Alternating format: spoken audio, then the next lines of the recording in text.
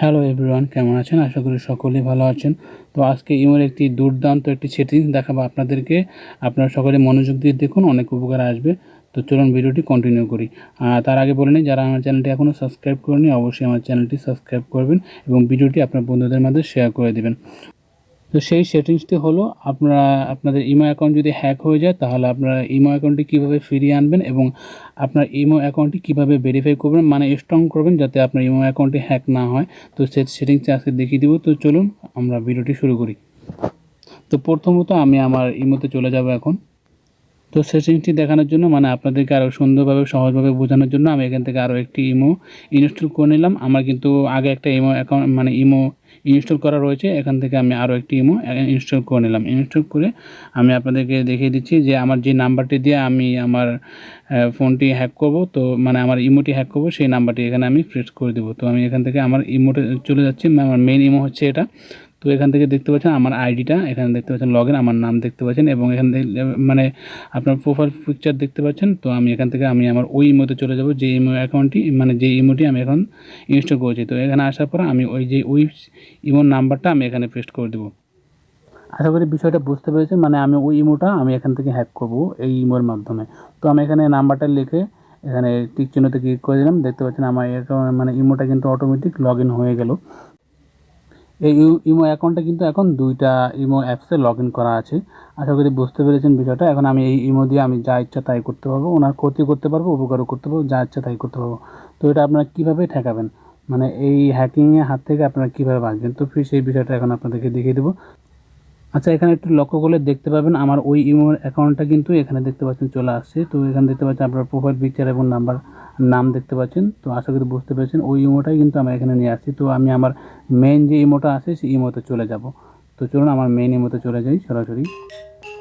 তো আমি এখানে মেইন ইমোতে চলে আসলাম। এখানে দেখতে পাচ্ছেন আমার একটা ফোন আসছে, ফোনটা কেটে দিচ্ছি, দুঃখিত। তো এখানে আমি আমার প্রোফাইলে ক্লিক করব। প্রোফাইলে ক্লিক করার সাথে সাথে এখানে নিচে দেখতে পাচ্ছেন সেটিংসটা ক্লিক করে দেবেন।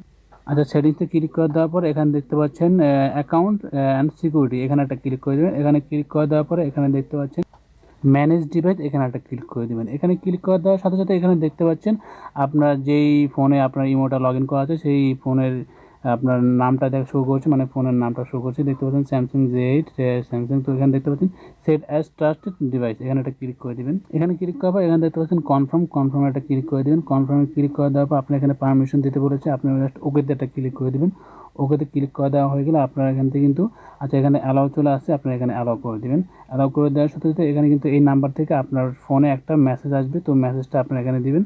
তো মেসেজটা কিন্তু আমার অটোমেটিক চলে আসছে। আপনার অন্য ফোনে আসলে আপনার ওখান থেকে মেসেজটা আপনার কোডটা এখানে বসিয়ে দিবেন, জাস্ট তাইলে হয়ে যাবে। তো আমার এখানে কোডটা মানে আমার সিমে, আমার এই সিমটা আমার এই ফোনে ছিল, এই জন্য কোডটা অটোমেটিক বসে গেছে। তো আশা করি বিষয়টা বুঝতে পেরেছেন। তো আমি এখান থেকে বের হয়ে যাব। তো এই নাম্বার থেকে আপনার একটা কল আসবে। তো আমি এখান থেকে একটু বের হয়ে যাচ্ছি। আচ্ছা, বের হয়ে যাওয়ার পরে এখানে দেখতে পাচ্ছেন আপনার ইমোটা কিন্তু এখানে দেখতে পাচ্ছেন ভেরিফাইড হয়ে গেল। এখানে দেখতে পাচ্ছেন টিক চিহ্ন, মানে আপনার ইমোটা এখন সেভ রয়েছে। এখন আর কেউ আপনার ইমোটা হ্যাক করতে পারবে না খুব সহজে। আপনি যদি আপনার ইমো যদি কেউ লগ ইন করে তাহলে আপনি কীভাবে বুঝবেন? আপনার ইমোতে প্রথমে ঢোকার পরে আপনাদের সামনে এরকম একটা ইন্টারফেস চলে আসবে।